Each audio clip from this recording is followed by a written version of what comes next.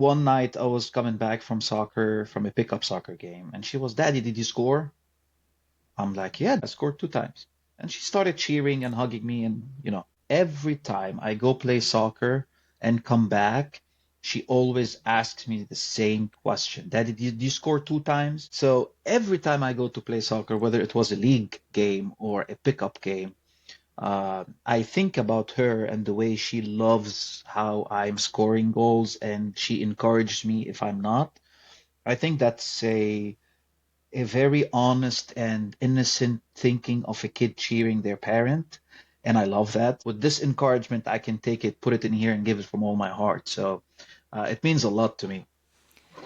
I can really relate to what you're saying. It's very motivating to hear your kids cheer for you on the sideline. I've always loved it.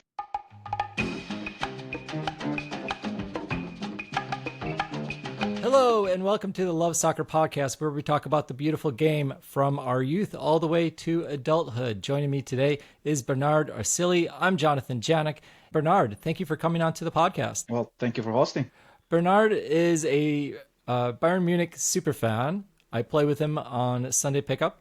And Bernard, why don't we introduce you to the listeners? First, tell us a little bit where you're from, where have you played soccer, and what your current affiliation with the game is now. Sure. I'm originally from Beirut, Lebanon, a small country in the Middle East for all those who don't know where Lebanon is. We live and thrive through soccer and basketball in the country. So from my early days, I got hooked to this game. I fell in love with it. First watching it and then playing it later, since I had like 5 years old. Uh, Probably back in the 1990 World Cup. Well, Bernard, could you tell us a little bit about where have you played? So it sounds like you started playing right around the age of 5. Where were you at that age? And just carry us through briefly of the locations, the places where you've played, and what that experience has looked like.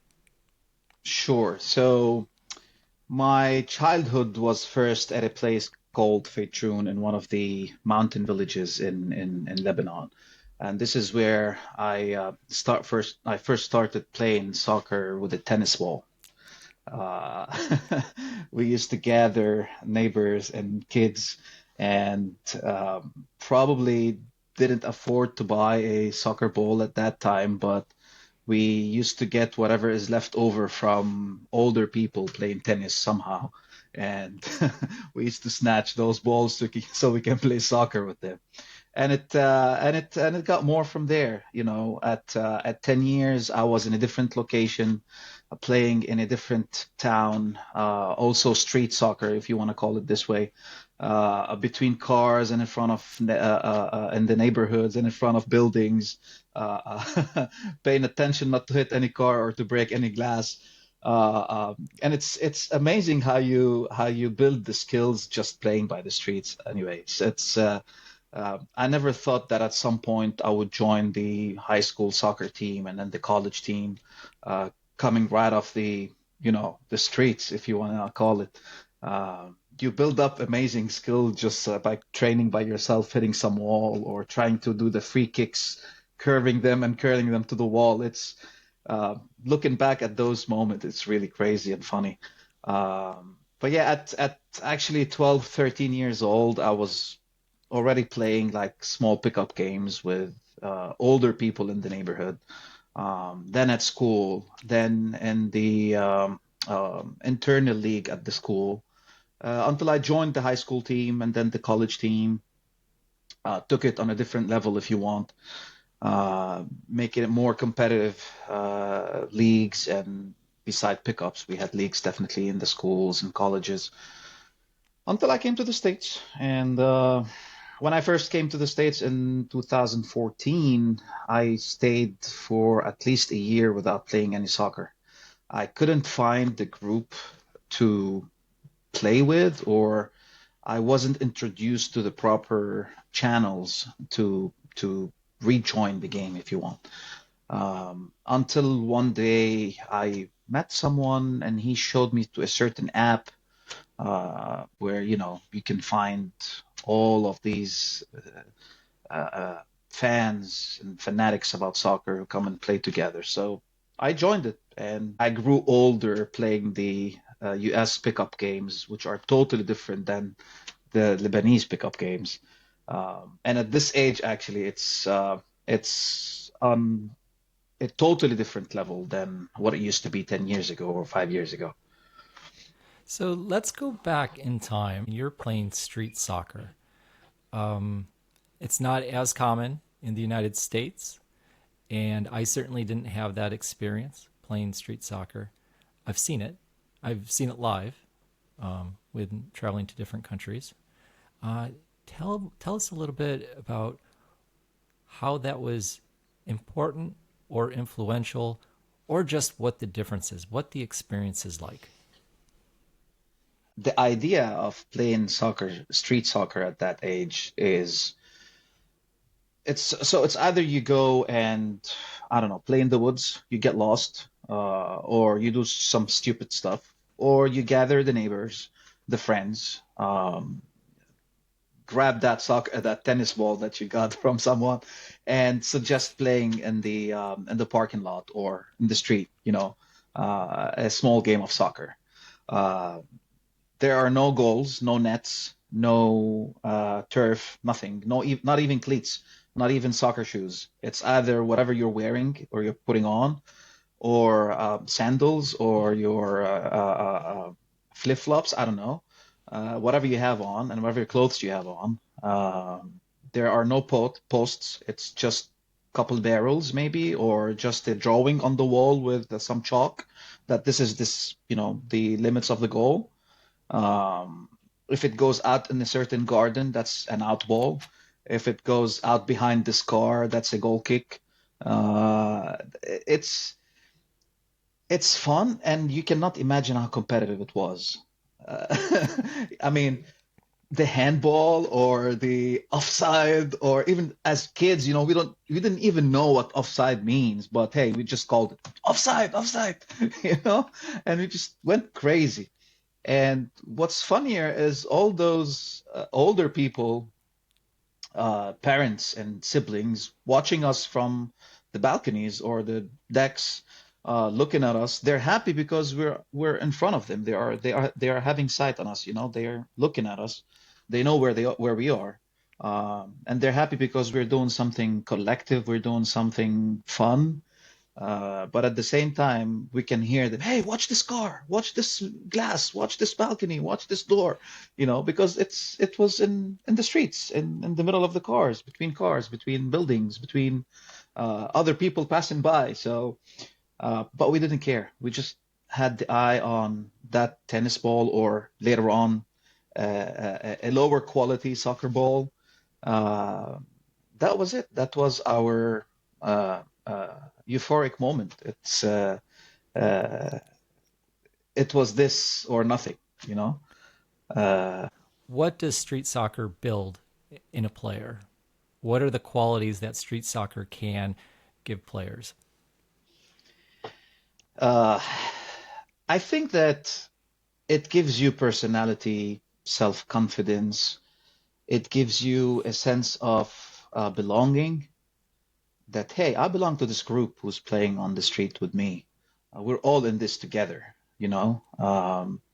It also builds up your self-esteem because there's no one there to tell you what to do, or to officiate the game at that age, or to tell you this is allowed or this is not allowed. You feel like you own this. You feel like you have enough of personality to make it your own thing, and you wouldn't give it up for any reason. So that's for me, that's a big personality. And at the same time, it's respect. It's respect to other neighbors, that they're giving us the space. They could have easily come and said, "Oh, you're not allowed to play here because we have our cars here, or we have other belongings." But no, they were just, "Oh, these are kids, let them play," and that taught us really respect for elder at that age. How long do you play street soccer for? So when do things change? Is it at the high school level, or is there somewhere in between that perhaps there are leagues that get developed. Yeah, yeah. The back then, the idea of having public parks, public turfs, or even private ones was way, way, way behind.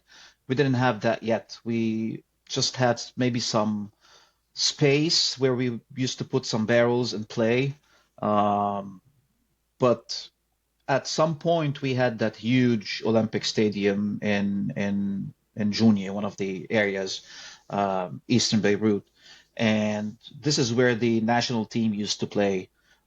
They used to do some tournaments and leagues, and I remember that I think I was 14 or 15 years old, and there was this league for our category of age, and we gathered the people in the neighborhood, the guys that we played together on the street. We said, hey, why don't we move to play in that league and take it from there? You know, this could be a just a step in. I'm sure that we won't win the major league, of course, but let's just try and see how it feels to play on real turf, you know, um, and that's when we started shifting from the playing in the streets to playing on that turf first, and then when they started building private or public turfs, we used to go play there in the school as well when I joined the soccer team. So that's basically when it changed at that age. Did you have a favorite position when you were playing at youth? I mean, it's street soccer, it's middle school soccer. Was there something that you gravitated towards? Yeah, I remember that I play with both feet, like left foot and right foot, but my strongest one is the left one. I used to play as a left wing or a striker up top. That was my position, my favorite one. And I used to have this call with one of my soccer colleagues. Whenever he used to play a corner or a short ball, a spot kick or something, a free kick, I used to call him 18. That used to be our language. 18 is my number. And when I used to tell him 18, that means he knows that he has to aim his free kick towards my left foot so I can take the shot from there. So, and that position on the left side, coming from that angle, that used to be my favorite spot at that time. What the coaching was like and how that impacted you or not? Yes, yes. I remember that when I first joined the soccer team, the school soccer team, one of my colleagues who was there already had told me the key to have access to the team was like keep running, make the coach remark you, and then you're in the team. That's guaranteed. And that's what happened. What I liked back then at that coach who stayed like 3, 4 years with the school is his way of playing the collective game and at the same time the individual game. So he focused on the collective play style of the whole team playing together, passing, discipline, and stuff like that. But at the same time, he knew each individual what he could provide to the team, his potential, his skills, his technical, was his strength or the weaknesses. I wasn't fast, but I used to run. So he used to always stress on that point. Hey, you don't have to beat the player in running. You don't have to outrun him, but at least make him feel that you're following him. Keep running after him, make him feel that you're there, so he can stumble, or just try to reach him, make him feel that he's not alone there. That's My shots are also one of my weaknesses. I don't have a strength for a long shot or a powerful shot. So what he used to tell me is that, okay, you don't have that strength. However, you have the strength of lifting the ball up to assist the guys in the middle, or take the small shots, or so he knew exactly where to get, and I loved that because at that age you need someone to tell you, oh, you're good at this and you're not good at that.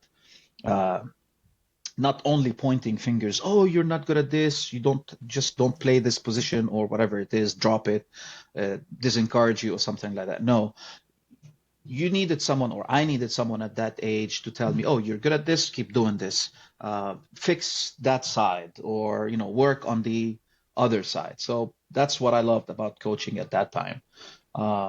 College was a little bit different because it was more intense, and you gained a little bit maturity to understand yourself more on the technical aspect. So coaching was more general than individual at that point. So it was just a phase of 3 years where we got together, played the game. The coach was like giving us more of a discipline and strategy than individual level.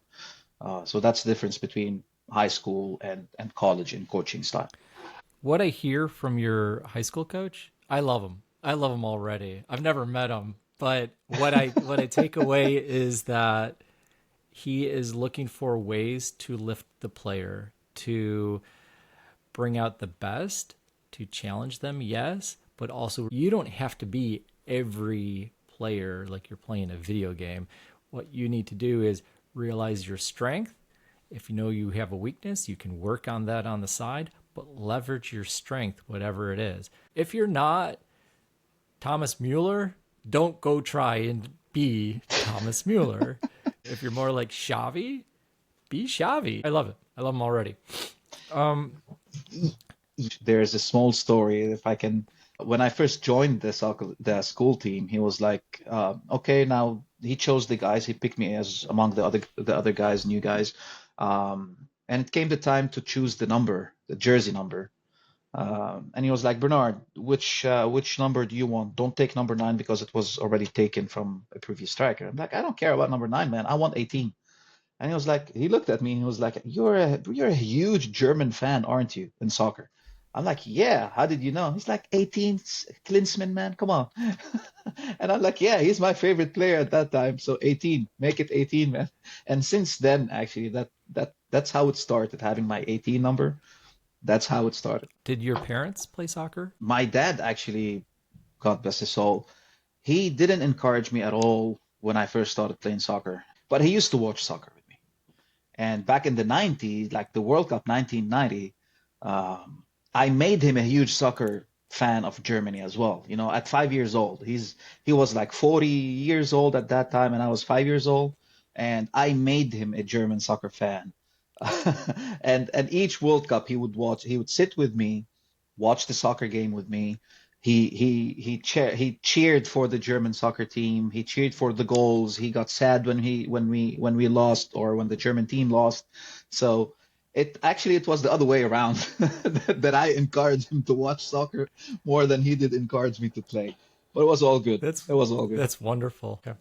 We're gonna go back in history a little bit, and then we'll fast forward. But all right. So for this, metaphorically, close your eyes and try and remember your your first memory playing soccer. The first moment that you can remember. Who was there? Who was it that introduced you to the game? What were the circumstances? Okay, that's a funny story. Uh, it actually goes a little bit way before the street soccer. Um,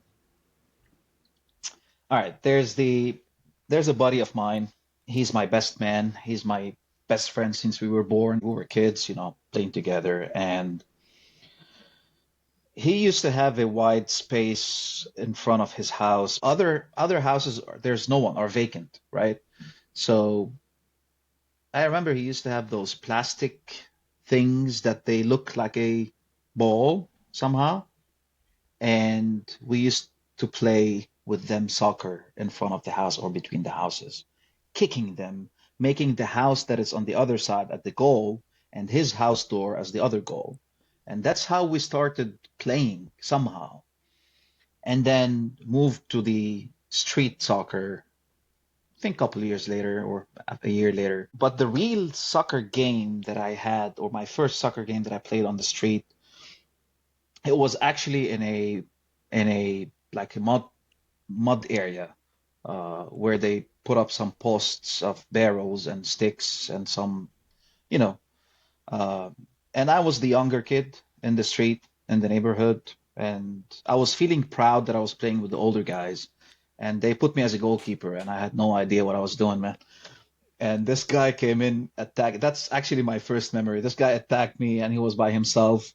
And I stood in front of him, not knowing what to do. So I went down,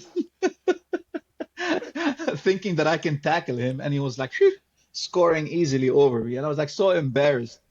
But I remember it because it's actually made me kind of persistent on learning more the game and playing the game more on the streets. I'm like, no, I can do better. I'm not a goalkeeper. I can do better than that. And I took it from there, man. Tell me about a memorable goal. Where were you? What took place? What made it so special? Ah, that's a nice question. I never thought that I would go in memories to describe my favorite goal or favorite goals. But I have two that I still remember that had a major impact on the game itself. And it's these goals actually that are more important than others at that phase because you know that you are worth of something, you know that you have a good impact on the team. Um, it was back in high school. We had the last tournament. We were playing the last tournament before the summer break, before everything ends. And it was a mini soccer game actually because it was different categories. We had like a four and a goalkeeper, we had a six and a goalkeeper, then you had the 8v8, and you had the 11v11. So I used to play in all of these categories, but one of the tournaments was the 4 or 5v5 category, and then I was playing up top on the left side, and we were doing a pressure. We were actually tied. It was the last couple minutes, and we had a counter attack, and the ball came in. And as soon as I saw the goalkeeper coming, the ball was still not on the ground. I took it with my knee.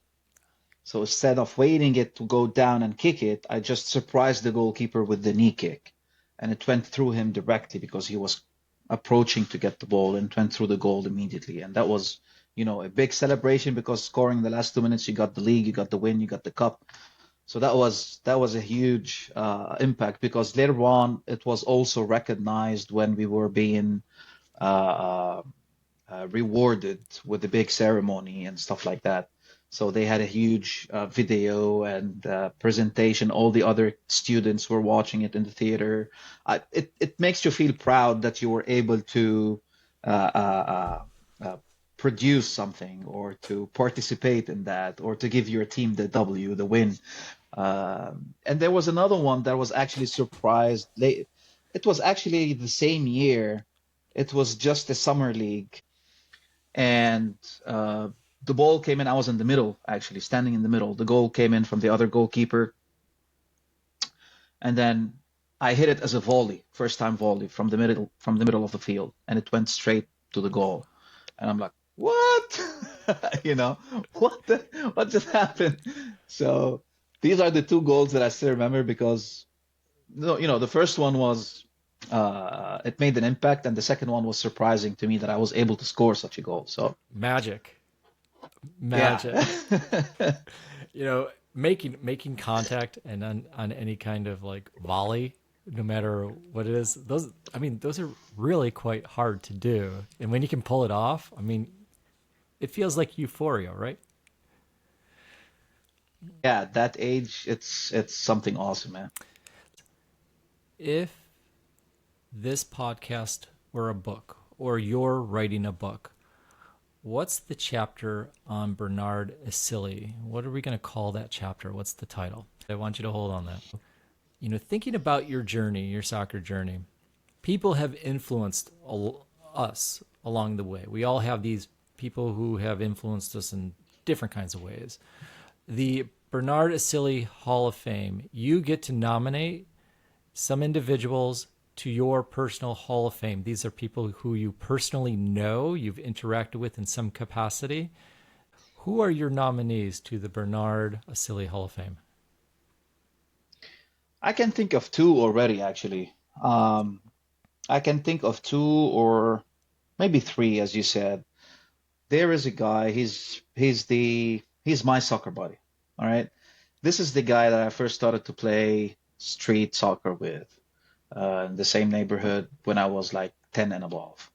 Um, we played soccer street, and then we started playing together because we live in the same neighborhood. So we took the challenge to other towns in that league. So we made up a team. We played together. We used to go visit other towns and play soccer against them. We kind of formed a league doing that. So we used to push each other's on the field and off the field.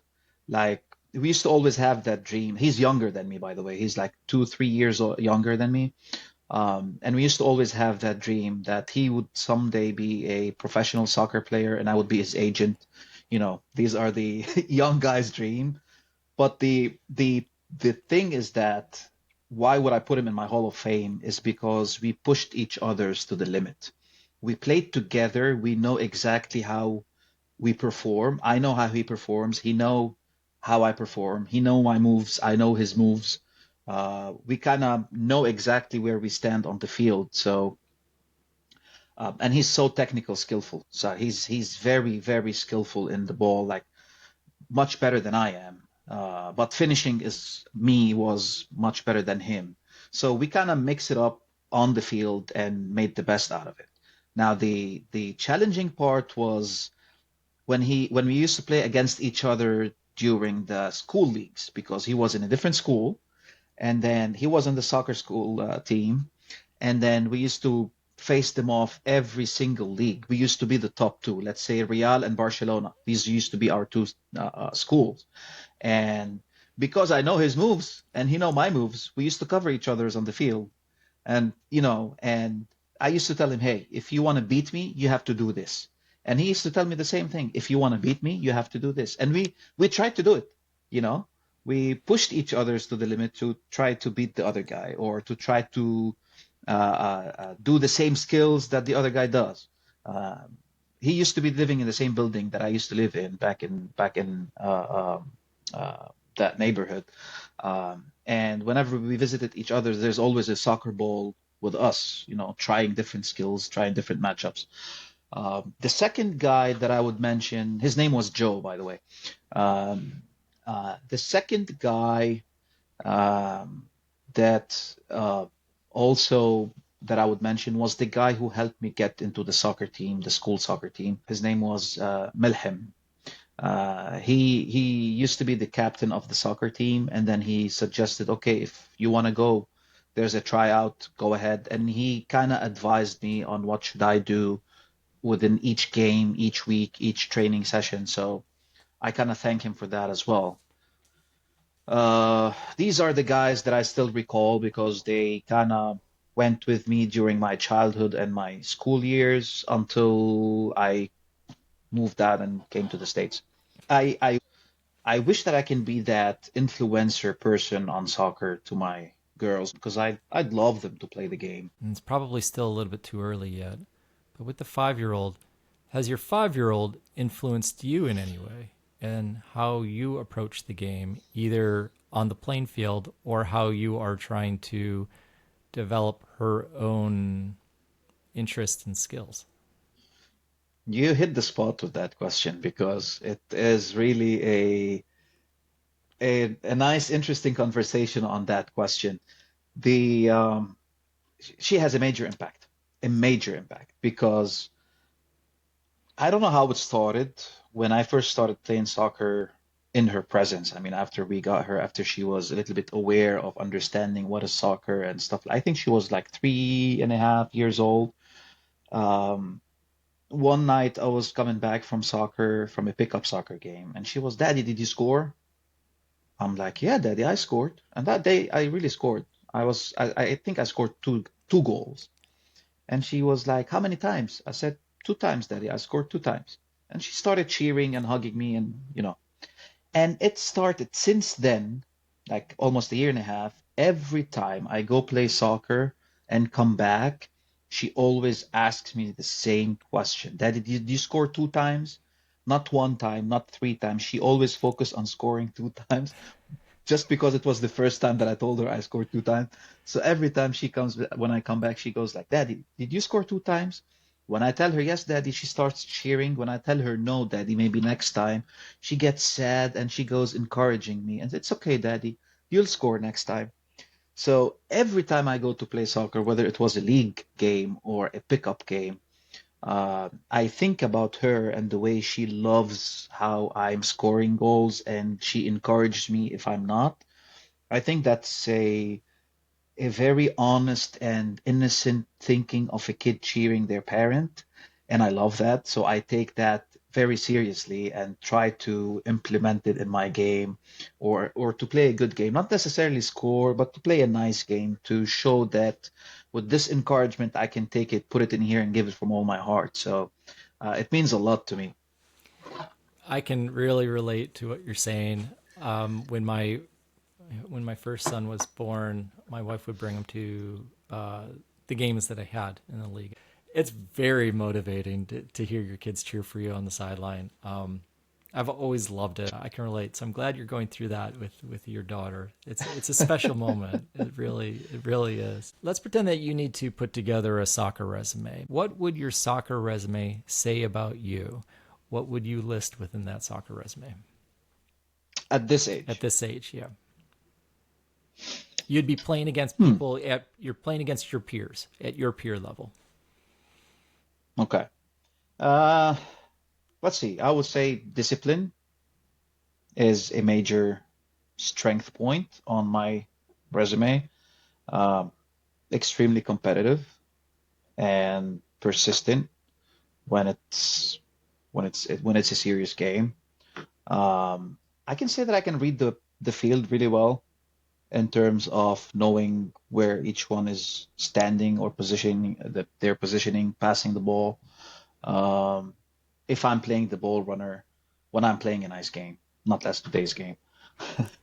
But as a as a striker or as a player playing up top, I'll try to play the um, Muller style, which is pulling up the players toward you so you can have someone else available and they score, which works out pretty well because I keep moving around and try to, empty the field toward other players. Uh, but I think that the major thing is discipline and reading the field really well. Great. I'll take that. What are some of the things that Hmm. you wish that you could tell younger Bernard? Be patient on the field. Control your emotions on the field. Uh, that I'm saying that to my younger me, definitely. Be smarter on the field. Um, I think it's more towards a characteristic rather than technical skills.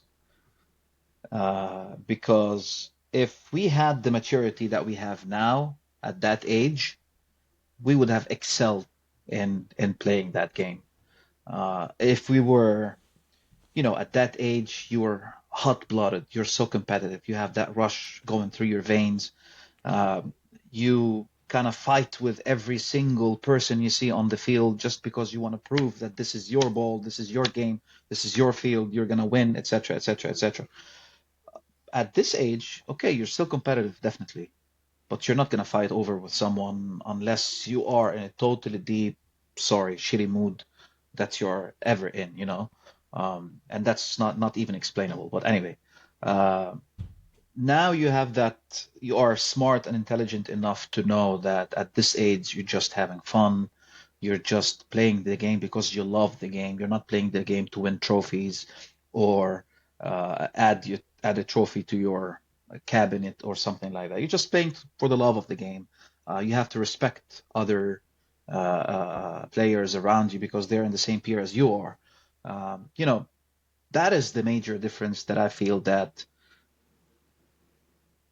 between the adult you and between the young you. And I wouldn't change anything for a reason because each step or each stage of your life has a certain characteristics or specification. When do you think the moment was where you fell in love with the game? I, I can answer you with this. When you, in the middle of your 20s, let's say, when you play 2, 3 times a week and you don't have anything else to do in the afternoons but to play soccer, not because you're forced to, because you want to. When they call you and they say, "Oh, we have a game," let's say at 5 o'clock in the afternoon, and you have work, and you skip your work to go to the game. and play soccer, when you get in a heated conversation over a soccer topic for some team you cheer for or something like that, when you do everything, and when you all that you can see at some point is soccer, players know all the moves, know all the transfers, know all the histories, know all the related stuff.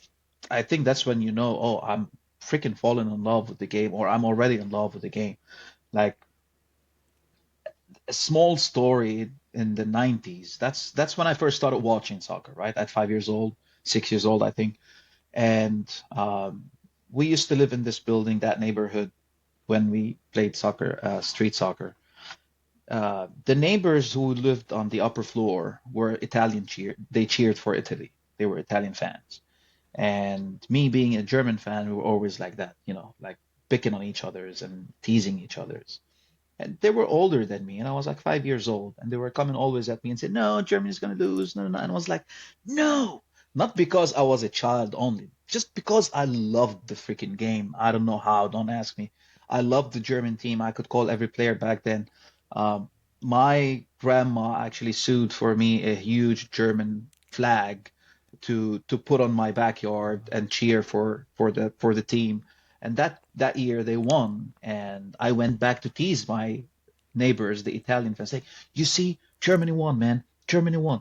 I was like, they looked at me and they started laughing, not because I'm a kid. They started no, they realized that me as 5 years old kid, that kid is really in love with that game.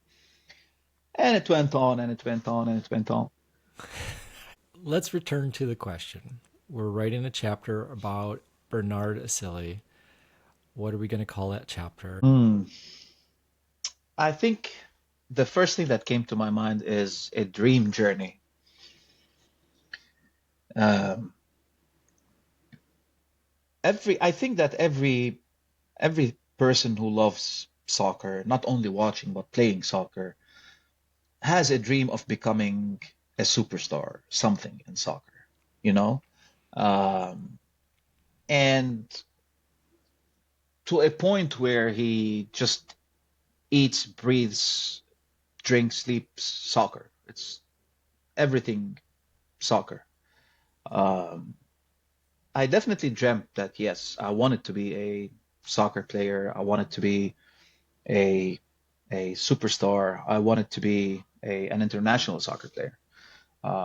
But I I kind of kept it on the amateur or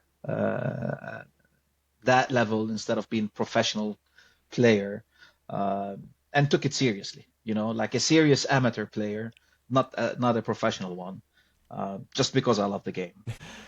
Um, well, hey, Oh, thank you for the conversation, Bernard. This has been a joy. I mean, hearing, your journey from street soccer, I'm picturing something of you darting in between cars, playing between barrels, or hitting that ball against a wall that's just got chalk on it for a goal.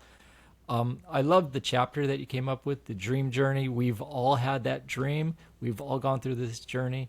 I think it's an excellent selection for your chapter. So thank you for coming on the pod. I really appreciate it. And to all our listeners out there, do what you do on social: share, comment, like, tell a friend that this podcast exists.